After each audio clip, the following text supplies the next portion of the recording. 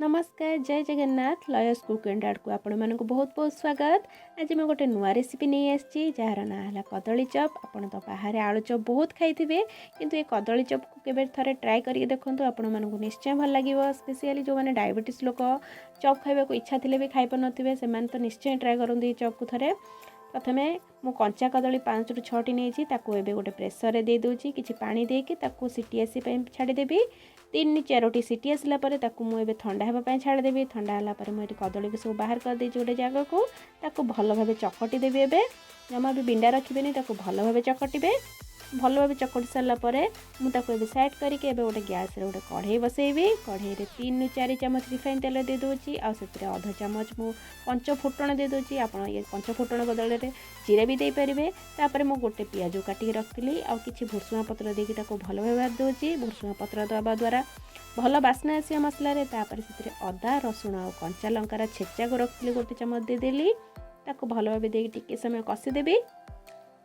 तापर सेतरे मु एबे लूण हळदी गुंड आ काश्मीर लंका गुंड टिके दोची भलो कलर आसिया पे ताकू देकी टिके समय कसी देबी। तापर सेतरे मु एठी गरम मसला गोटे चामच धनिया गुंड गोटे चामच आउ चिकेन मसला गोटे चामच देकी टिके समय कसी देबी। कसाला परे सेतरे कोन करबी टिके पानी दे देबी जा फल मसला हमर पोड़ीबनी।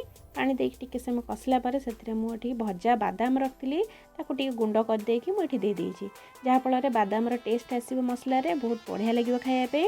तापर जो कदली के चकटी के रखली ताकू देकी टिके समय कसीबी ताकू भलो भाबे हमर कदली कसी हे गला परे ताकू एबे गोटे जगह को बाहर कर देबी।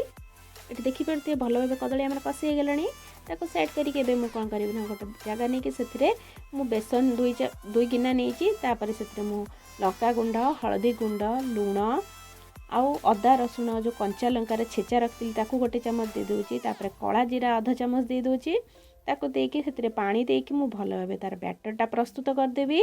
आपण बैटर को पूरा पानिया करेनि जहाँ फल आपण जो कदलीर चप को बुड़ेबे जो सी किसी लगे तो दे आप बहलिया रखिथे पूरा बहलिया कि पूरा पानिया करेनि बैटर को एमती ठीक कंसिस्टेंसी रखिए जहाँ फल भल हम आपणकर चप।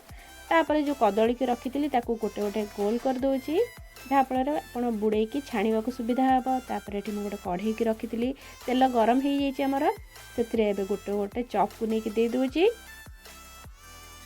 आप आराम से देवे तेल ना छिटका पड़ो ए दे सारिकी गोटे साइड आमर हो सारे एवं नेक्स्ट को उल्टी दूची मु आमर बढ़िया भाव चप गुड़ा रेडी हो गलानी ताको एबे गोटे जगह को बाहर कर दूची।